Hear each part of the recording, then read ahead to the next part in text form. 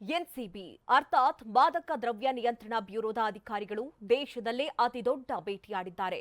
ಅಂತಾರಾಷ್ಟ್ರೀಯ ಮಟ್ಟದಲ್ಲಿ ಜಾಲ ಹರಡಿಕೊಂಡಿದ್ದ ಔಷಧ ಕಳ್ಳಸಾಗಣೆ ಸಿಂಡಿಕೇಟ್ ಅನ್ನು ಭೇದಿಸಿದ್ದಾರೆ. ಆಘಾತಕಾರಿ ಸಂಗತಿ, ಈ ಜಾಲ ಕರ್ನಾಟಕದ ಉಡುಪಿಯಿಂದಲೇ ಕಾರ್ಯಾಚರಣೆ ನಡೆಸ್ತಾ ಇದೆ ಅನ್ನುವಂತ ಶಂಕೆ ಇದೆ.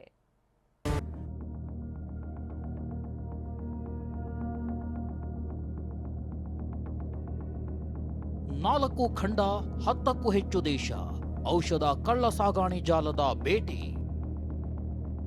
ಈ ಕಳ್ಳ ಜಾಲಕ್ಕೆ ಉಡುಪಿಯೇ ಕಾಲ್ ಸೆಂಟರ್, 8 ಆರೋಪಿಗಳು ಅರೆಸ್ಟ್. ಬೇಟೆ ಅತಿದೊಡ್ಡ ಬೇಟೆ.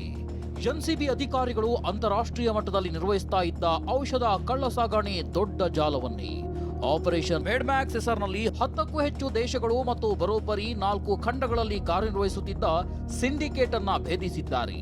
ಖುದ್ದು ಕೇಂದ್ರ ಗೃಹ ಸಚಿವ ಅಮಿತ್ ಶಾ ಎನ್ಸಿಬಿ ನಡೆಸಿದ ಕಾರ್ಯಾಚರಣೆಗೆ ಮೆಚ್ಚುಗೆ ವ್ಯಕ್ತಪಡಿಸಿ ಟ್ವೀಟ್ ಮಾಡಿದ್ದು, ಅಧಿಕಾರಿಗಳು ನಡೆಸಿದ ಆಪರೇಷನ್ ಅನ್ನ ಶ್ಲಾಘಿಸಿದ್ದಾರೆ.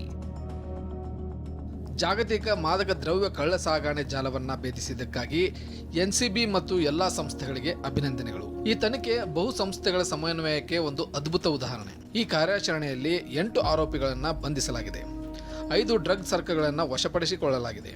ಅಲ್ಲದೆ 4 ಖಂಡಗಳು ಮತ್ತು 10ಕ್ಕೂ ಹೆಚ್ಚು ರಾಷ್ಟ್ರಗಳಲ್ಲಿ ಈ ಜಾಲ ಕಾರ್ಯನಿರ್ವಹಿಸ್ತಾ ಇತ್ತು. ಈ ಗ್ಯಾಂಗ್ ಬಳಸುವ ಕ್ರಿಪ್ಟೋ ಪಾವತಿಗಳು ಮತ್ತು ಅನಾಮಧೇಯ ಡ್ರಾಪ್ ಶಿಪ್ಪರ್ಗಳಂತಹ ಅತ್ಯಾಧುನಿಕ ವಿಧಾನಗಳನ್ನ ನಮ್ಮ ತನಿಖಾ ಸಂಸ್ಥೆಗಳು ನಿರಂತರವಾಗಿ ಮೇಲ್ವಿಚಾರಣೆ ಮಾಡುತ್ತಿವೆ.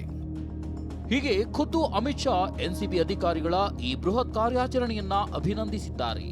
ಇನ್ನು ಅಮೆರಿಕದ ರಾಯಭಾರ ಕಚೇರಿಯು ಭಾರತದ ಅಧಿಕಾರಿಗಳ ಈ ಕಾರ್ಯಾಚರಣೆಯನ್ನ ಶ್ಲಾಘಿಸಿದ್ದು, ಅಮೆರಿಕರನ್ನ ಅಕ್ರಮ ಮಾದಕ ವ್ಯಸನಗಳಿಂದ ರಕ್ಷಿಸಿದ್ದಕ್ಕೆ, ಅಮೆರಿಕನ್ನರ ಜೀವ ಉಳಿಸಲು ಸಹಾಯ ಮಾಡಿದ್ದಕ್ಕಾಗಿ ಎನ್ಸಿಬಿ ಮತ್ತು ಭಾರತೀಯ ಅಧಿಕಾರಿಗಳಿಗೆ ಧನ್ಯವಾದಗಳು ಎಂದು ಪೋಸ್ಟ್ ಮಾಡಿದೆ.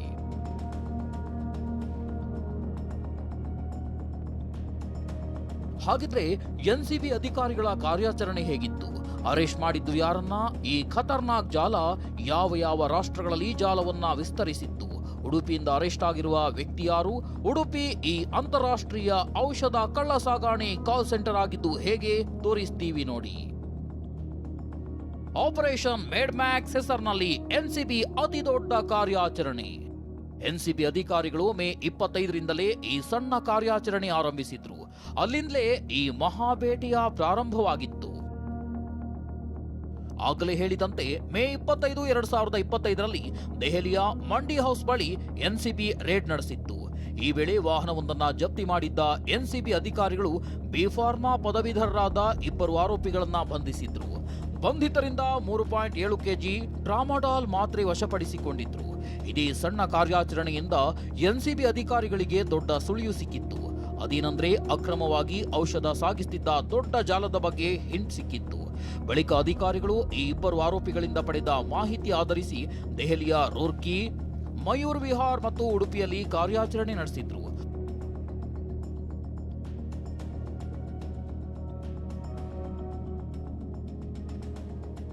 ಅಷ್ಟೇ ಅಲ್ಲ, ಆರೋಪಿಗಳು ನೆಟ್ವರ್ಕ್ ಬಿಚ್ಚಿಟ್ಟಿದ್ರು.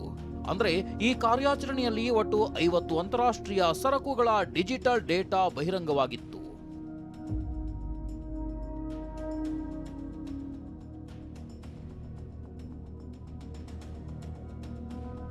ಇದರಲ್ಲಿ ಅಮೆರಿಕಕ್ಕೆ 29 ಪ್ಯಾಕೇಜ್, ಆಸ್ಟ್ರೇಲಿಯಾಕ್ಕೆ 18 ಪ್ಯಾಕೇಜ್, ಎಸ್ಟೋನಿಯಾ 1 ಪ್ಯಾಕೇಜ್, ಸ್ಪೇನ್ಗೆ 1 ಪ್ಯಾಕೇಜ್, ಸ್ವಿಟ್ಜರ್ಲ್ಯಾಂಡ್ಗೆ 1 ಪ್ಯಾಕೇಜ್ ರವಾನಿಸಲಾಗ್ತಿತ್ತು ಎಂದು ಈ ಪ್ರಕಟಣೆಯಲ್ಲಿ ತಿಳಿಸಿದೆ.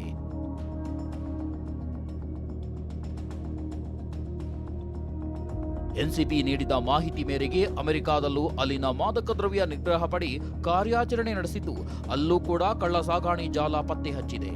ಅಷ್ಟೇ ಅಲ್ಲ, ಜೋಯಲ್ ಹಾಲ್ ಎಂಬ ಕಿಂಗ್ ಪಿನ್ ಅನ್ನ ಬಂಧಿಸಿದ್ದು, ಆತನಿಂದ ಸುಮಾರು 17,000ಕ್ಕೂ ಹೆಚ್ಚು ನಿಯಂತ್ರಿತ ಔಷಧದ ಮಾತ್ರೆಗಳನ್ನ ವಶಪಡಿಸಿಕೊಳ್ಳಲಾಗಿದೆ.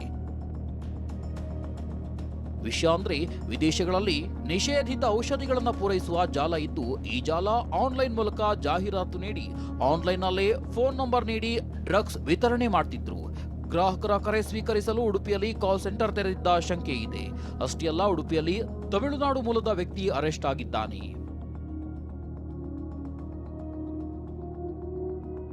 ಒಟ್ಟಾರೆ ದೇಶದಲ್ಲೇ ಅತಿದೊಡ್ಡ ಔಷಧ ಕಳ್ಳಸಾಗಣೆ ಸಿಂಡಿಕೇಟ್ ಅನ್ನ ಭೇದಿಸಿದೆ. ತನಿಖೆಯಲ್ಲಿ ಮತ್ತಷ್ಟು ಸಂಗತಿಗಳು ಹೊರಬರಬೇಕಿದೆ. Bureau report, TV9.